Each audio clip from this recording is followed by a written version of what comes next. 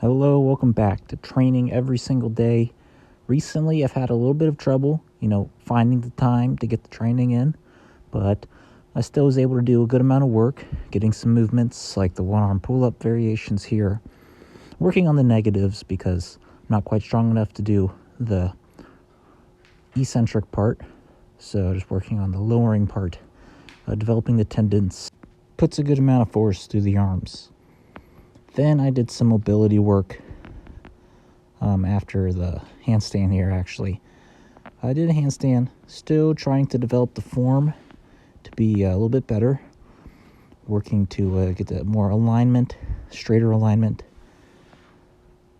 Watching it through the camera, I see I've gotten able to get aligned through the upper body, but the hips need to be aligned, which is good, making some improvement. In the past, I was unaligned through the shoulders and the hips, so now I just need to get the hips aligned, and then I'll have a really, close to perfect form in the handstand. Then I'm doing some squats against the wall to develop the mobility.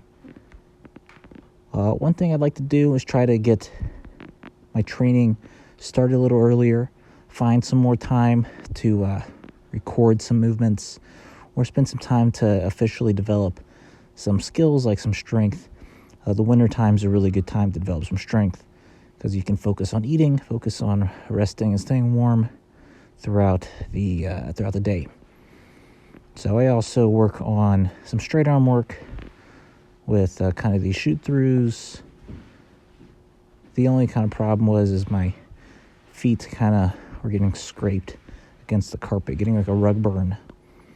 But this is a pretty good way to develop some core, to develop the shoulders, the front and the back of them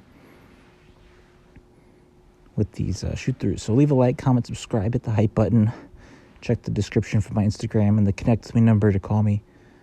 So doing some L-sits and some planche work to finish off the strength session for today.